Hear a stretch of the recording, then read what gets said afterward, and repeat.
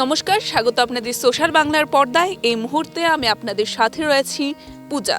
নিশ্চয়ই দেখতে পাচ্ছেন এই মুহূর্তে আমরা কোথায় উপস্থিত আছি। আমরা একেবারেই উপস্থিত রয়েছি মহারাজা বীর বিক্রম এয়ারপোর্ট, অর্থাৎ যেটা নাকি বহু অপেক্ষিত বা বহু প্রতীক্ষিত যে ইন্টারন্যাশনাল এয়ারপোর্ট, বা বলাই চলে আমাদের ছোট্ট রাজ্য, ছোট্ট পাহাড়ি রাজ্য ত্রিপুরায় সেটা কিন্তু অনেকটাই বড় বিষয় আমাদের প্রত্যেকের জন্য যে ইন্টারন্যাশনাল এয়ারপোর্ট আমাদের রাজ্যেও রয়েছে, এবং সেই ইন্টারন্যাশনাল এয়ারপোর্টেরই কিন্তু খুব সুন্দরভাবে সেখানে সজ্জিত হয়ে উঠছে। এখনো পর্যন্ত তার প্রতিষ্ঠা বা উদ্বোধন হয়নি, কিন্তু এখনো পর্যন্ত যে প্রসেসিং রয়েছে, যে কাজ রয়েছে, সে কাজ কিন্তু চলছে।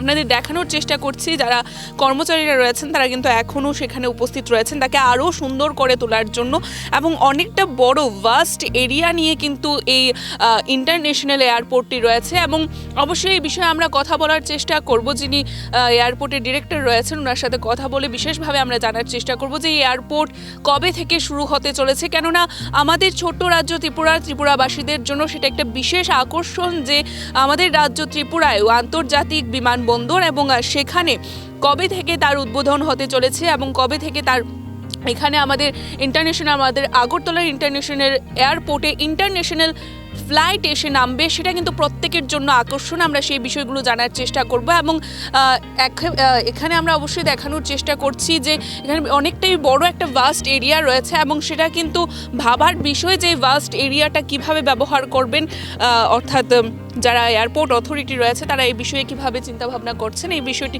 এখানে কিভাবে তারা এই বিষয়টি বা এই জায়গাটি যে রয়েছে সেই জায়গাটি কিভাবে ব্যবহার করতে চলেছেন। খুব সুন্দর একটি জায়গা রয়েছে, এবং মহারাজা বীর বিক্রম ইন্টারন্যাশনাল এয়ারপোর্ট যেটা বহু প্রতীক্ষিত এবং ত্রিপুরাবাসীর জন্য বিশেষ আকর্ষণ বলাই চলে, এবং তারই কিছু চিত্র আজ আমরা আপনাদের সামনে তুলে ধরার চেষ্টা করছি।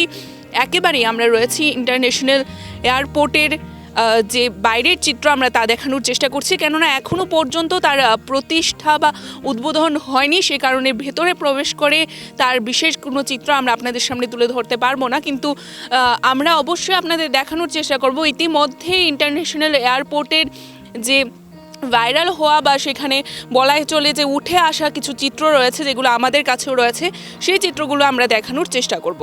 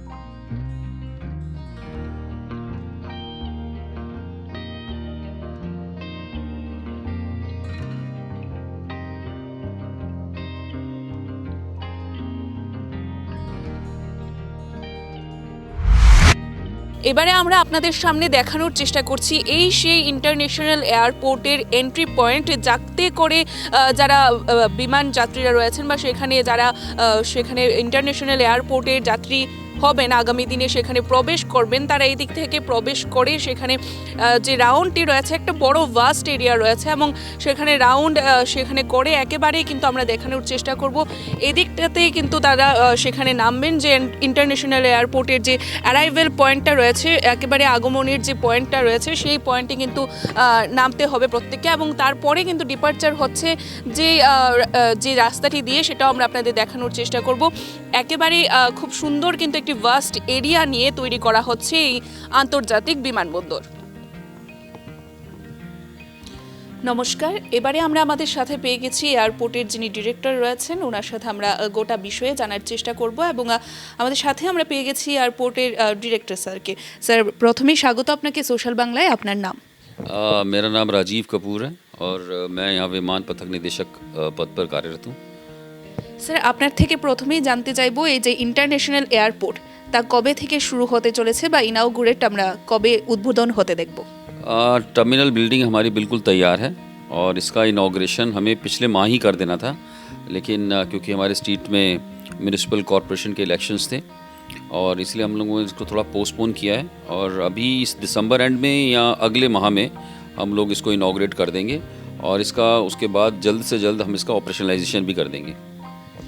স্যার এই যে ইন্টারন্যাশনাল এয়ারপোর্ট সেটা আমাদের রাজ্যের জন্য, আমাদের ছোট্ট রাজ্য ত্রিপুরার জন্য একটা বড় বিষয় এবং সেখানে কোথা কোথা থেকে সেখানে ফ্লাইট আসতে পারে এবং যেটা আমাদের ত্রিপুরা রাজ্যের জন্য কি ধরনের ফেসিলিটিস হতে পারে? सबसे प्रथम मैं आपको ये बताना चाहूँगा कि हमारा जो एयरपोर्ट है, अभी हम डोमेस्टिक एयरपोर्ट स्टार्ट करेंगे, डोमेस्टिक ऑपरेशन स्टार्ट करेंगे।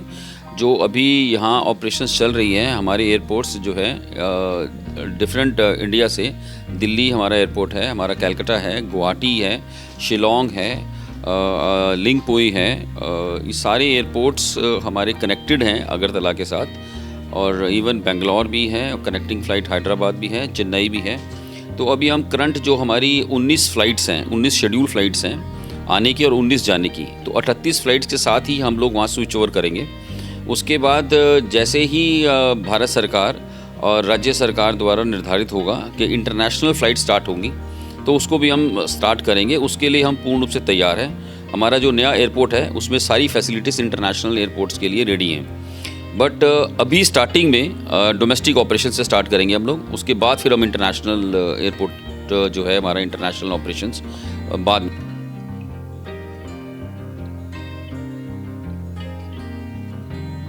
का फैसिलिटीज़ यहाँ त्रिपुरा के डेवलपमेंट के लिए ये एक माइलस्टोन होगा त्रिपुरा के लिए, पूरे नॉर्थ ईस्ट के लिए। पूरे नॉर्थ ईस्ट का ये गेटवे हो जाएगा, पूरे नॉर्थ ईस्ट का सबसे सुंदर और सबसे भव्य और सबसे आधुनिक बिल्डिंग होगी ये।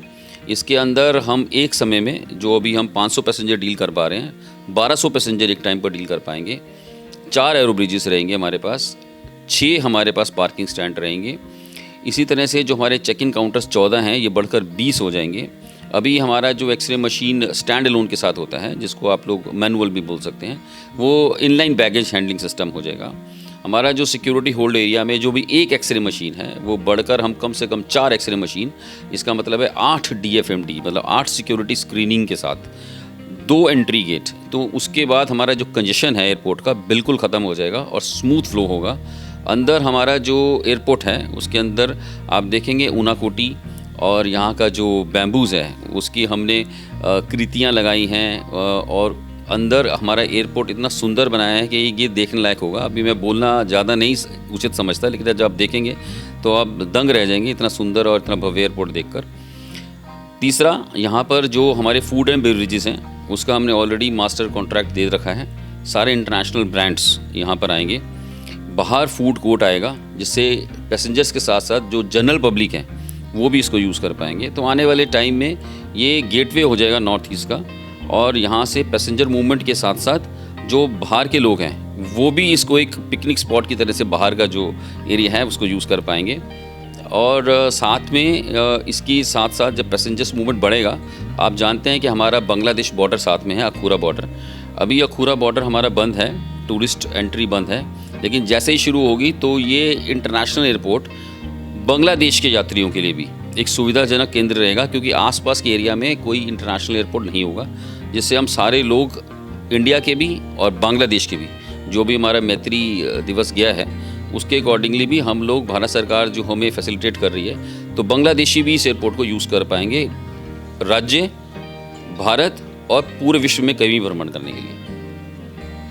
তারপর অবশ্যই আমরা জানতে চাইবো যে বর্তমানে দাঁড়িয়ে এই যে ইন্টারন্যাশনাল এয়ারপোর্ট রয়েছে সেটা আমাদের ত্রিপুরা রাজ্যের জন্য একটি খুবই বড় বিষয় এবং সেখানে কোথা থেকে সেখানে ফ্লাইট আসতে চলেছে, ইন্টারন্যাশনাল ফ্লাইট। প্রথমেই ডোমেস্টিক যে ফ্লাইটটি রয়েছে সেগুলো চলবে যতটুকু জানা গেছে। এবং স্যার আপনার কাছ থেকে জানতে চাইবো একেবারেই সেখানে যে আমাদের বর্তমানে দাঁড়িয়ে সেখানে একটা ওমিক্রন বা করোনার প্রভাব সেটা কিন্তু এখনও রয়ে গেছে বিভিন্ন জায়গায় এবং বর্তমানে ওমিক্রনের যে মাত্রাটা রয়েছে সেটা আবারও বাড়তে চলেছে।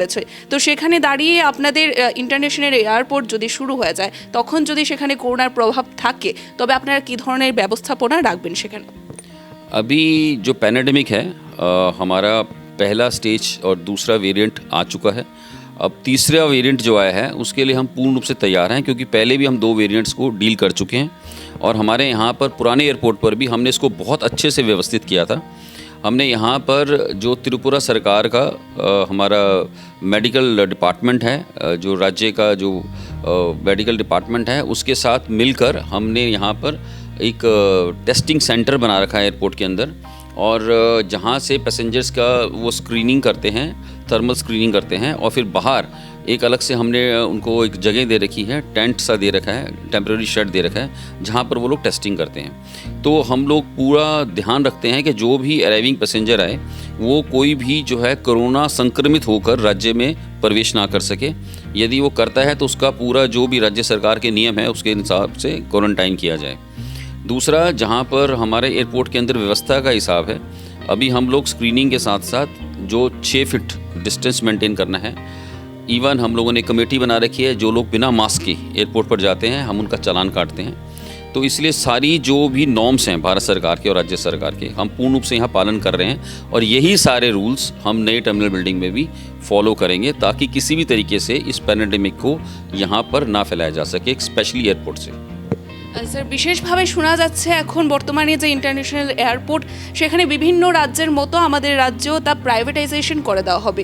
এই বেসরকারিকরণের বিষয়ে আপনি কি বলতে চাইবেন? देखिए, जो मोनेटाइजेशन का इशू है वो भारत सरकार और हमारा जो एयरपोर्ट अथॉरिटी का निगमित मुख्यालय है वो इसको डील करता है। 25 एयरपोर्ट की लिस्ट में अगरतला का नाम भी है, लेकिन अभी फ़िलहाल इस फाइनेंशियल ईयर में या अगले फाइनेंशियल ईयर में इसका प्राइवेटाइजेशन का कोई भी स्कोप नहीं है। 2025 तक हमको 25 एयरपोर्ट मोनेटाइज करने हैं, लेकिन अभी अगरतला का इसमें ऐसा कुछ नहीं है। और मैं एक चीज़ आपके माध्यम से ज़रूर कहना चाहूँगा कि कुछ मीडिया में, कुछ प्रेस रिलीज़ में गलत खबर आ रही है कि 2022 में हम लोग अडानी को ये देने जा रहे हैं एयरपोर्ट। ऐसा कुछ नहीं है। अभी इसका इनॉग्रेशन भी नहीं हुआ, ना ही इसकी कोई बिड स्टार्ट हुई है, तो इसलिए ये अफवाह है कि हम अडानी को देने जा रहे हैं 2022 में। तो आपके चैनल के माध्यम से मैं सारी जनता को ये बताना चाहूँगा कि ऐसा कुछ भी नहीं है। अभी ये एयरपोर्ट भावी प्रांत द्वारा ही चलाया जा रहा है और चलाया जाएगा। आगे आने वाले टाइम पर जब मोनेटाइजेशन भारत सरकार डिसाइड करेगी तो उसके अनुसार आपको अवगत करा दिया जाएगा। অসংখ্য ধন্যবাদ। আমাদের সাথে আমরা এতক্ষণ পর্যন্ত পেয়ে গেছি আমাদের এমবিবি যে বিমানবন্দর রয়েছে সেই বিমানবন্দরের ডাইরেক্টর স্যারকে, এবং ওনার সাথে আমরা কথা বলে ইন্টারন্যাশনাল এয়ারপোর্টের বিষয়ে যে বিশেষ যে দরকার বিষয়গুলো ছিল সেই দরকারি বিষয়গুলো বা গুরুত্বপূর্ণ বিষয়গুলো আমরা নজর দেওয়ার চেষ্টা করেছি, এবং ওনার কাছ থেকে আমরা বিশেষভাবে তার যে স্পষ্টীকরণ রয়েছে বা ক্লিয়ারিফিকেশন আমরা কিন্তু আপনাদের সামনে তুলে ধরার চেষ্টা করেছি। আমরা এতক্ষণ পর্যন্ত আপনাদের সামনে তুলে ধরার চেষ্টা করেছি ত্রিপুরার আকর্ষণ, ত্রিপুরাবাসীর আকর্ষণ, এই আন্তর্জাতিক বিমানবন্দর ইন্টারন্যাশনাল এয়ারপোর্ট কিভাবে সেজে উঠছে, তার প্রস্তুতি প্রসেসিং চলছে, এখনো পর্যন্ত কাজ চলছে, এবং আমরা অবশ্যই আপনাদের দেখানোর চেষ্টা করেছি। আমরা কথা বলেছি সেখানে এয়ারপোর্টের যিনি ডিরেক্টর স্যার রয়েছেন ওনার সাথে কথা বলে আমরা আপনাদের সামনে তুলে ধরার চেষ্টা করেছি যে কবে থেকে তার শুরু হতে চলেছে সেখানে যাত্রীদের আসা যাওয়া, এবং তার পাশাপাশি কোথা থেকে ফ্লাইট আসবে, এবং তার পাশাপাশি কি ব্যবস্থাপনা রয়েছে কোভিড-19 বা যে ওমিক্রনের প্রভাব আমরা এই মুহূর্তে আবারও উঠে আসতে দেখছি সেই বিষয়ে তাদের কি ব্যবস্থাপনা রয়েছে। তার পাশাপাশি একটি বিশেষ বিষয় উঠে আসছিল বা একটি কথা শোনা যাচ্ছিল সেখানে যে আমাদের এই আন্তর্জাতিক বিমানবন্দরকে করা হচ্ছে প্রাইভেটাইজেশন। এই বিষয়েও একেবারেই কিন্তু ক্লিয়ারিফিকেশন তুলে ধরলেন সেখানে এয়ারপোর্টের যিনি ডিরেক্টর রয়েছেন স্যার। গোটা বিষয়টি আমাদের কাছে ক্লিয়ার করে তুলে ধরেছেন, এবং এই মুহূর্তে আমরা অবশ্যই আপনাদের গোটা চিত্র দেখানোর চেষ্টা করেছি কিভাবে সেজে উঠছে খুব ভাস্ট একটি এরিয়া নিয়ে। এবং নিশ্চয়ই সেখানে আপনারা শুনতে পেয়েছেন যে ডিরেক্টর স্যার বলেছেন যে যে ভাস্ট এরিয়াটা রয়েছে সেখানে পিকনিক স্পটও কিন্তু হতে পারে, এবং সেখানে কি আগামী দিনে অপেক্ষা করছে ত্রিপুরাবাসীর জন্য তা কিন্তু অবশ্যই আপনাদের দেখতে হবে, এবং সেখানে আমরা আপনাদের সামনে কিছু একটা আকর্ষণীয়ভাবে তুলে ধরার চেষ্টা করছি। এবং তার পাশাপাশি আরও বিশেষ কিছু আকর্ষণ রয়েছে ফুডের জন্য বা খাদ্যের জন্য সেখানে বিশেষ ব্যবস্থাপনা থাকছে। তাছাড়াও আমরা যে এয়ারপোর্টটি দেখতে পেয়েছি আমাদের রাজ্যে আগের যে এয়ারপোর্ট ছিল মহারাজা বীরবিক্রম যে বন্দর, তার থেকে কিন্তু ইন্টারন্যাশনাল এয়ারপোর্ট যেহেতু আরও অনেক কিছু রয়েছে নতুনত্ব সেখানে, এবং সেগুলো আমরা আপনাদের সামনে তুলে ধরার চেষ্টা করব যেদিন উদ্বোধন হবে। এবং আজকে পর্যন্ত আমরা এতটুকুই আপনাদের সামনে তুলে ধরার চেষ্টা করলাম, এখনও পর্যন্ত কাজ চলছে। আগামী দিনে নিশ্চয়ই সেখানে আপনারাও দেখতে পাবেন যখন উদ্বোধন হবে। এবং আজকের মতো আমাদের এই যে বিশেষ অনুষ্ঠান আন্তর্জাতিক বিমানবন্দরকে কেন্দ্র করে আমরা আপনাদের সামনে তুলে ধরার চেষ্টা করেছি, যা এখন আমরা এখানেই শেষ করছি। আগামী বা পরবর্তী বিভিন্ন আপডেটস দেখতে অবশ্যই চোখ রাখতে হবে সোশ্যাল বাংলার পর্দায়। ক্যামেরায় আদিত্যের সাথে আমি পূজা, দ্য সোশ্যাল বাংলা। নমস্কার।